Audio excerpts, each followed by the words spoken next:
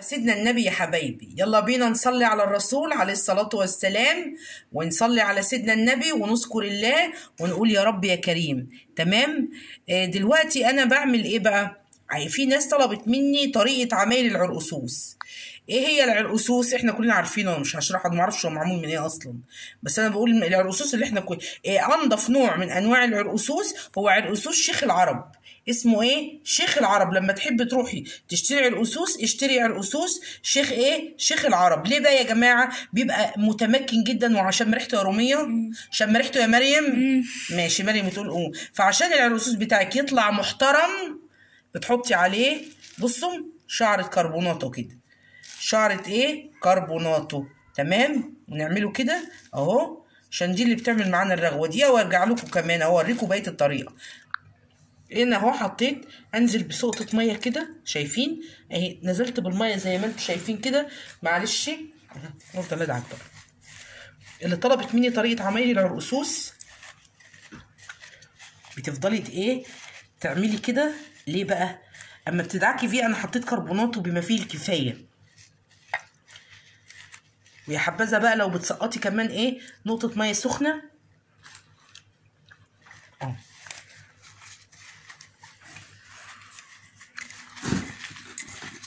دي طريقه عمايل العرقسوس يا جماعه اهو. وبعد ما بتفضلي تدعكي لك نص ساعه كده فيه بننقعه عادي جدا، بنسيبوه زي ما هو في الطبق. وبعد كده بتيجي حاطاه في قماشه، ده همت كلهم. بعد ما بدعك فيه كده باجي ايه حاطه المكون كله في قماشه، وانقع في قماشه تكون نظيفه، والم فيها زي اشار بطرحه قديمه، احط فيها الليله دي كلها واربطها زي الكوره كده وانزلها في ميه وافضل اعمل كده بقى يديني اللون. اوصفي لهم كده بنعمل ايه يا مريم؟ استنيكي تحطها وتطلعيها. احنا بنعمل ايه دلوقتي؟ بدعكه ليه؟ عشان ايه يتعمق، يعني ينزل الماده اللي فيه اللي هي ايه. كل ما بتدعكي فيه قوي كل ما بتبقي متاكده ان هيديكي خمير، عرقسوس خمير. ده بالنسبه للست اللي طلبت مني طريقه عمايل العرقسوس اهو. ارجعوا كده عشان ما تفكروش ان انا بهجص من عندي. خشوا في الفيديو بتاع العرقسوس هتلاقي واحده كاتبه الطريقه يا ست منى. بندعك كده اهو. في واحده طارت مني، والنبي لو سمحت يا استاذه مريم انا ماسحه الارض لو سمحتي، واللي طارت مني يا تي. نفضلوا ندعكوا كده كله. ليه بقى؟ حاجه بقى خليكم معايا. هاجي لما المكون ده كله وحطاه في قلب اشارب، شايفين لون ايدي؟ وحطاه في قلب ايه؟ في قلب اشارب.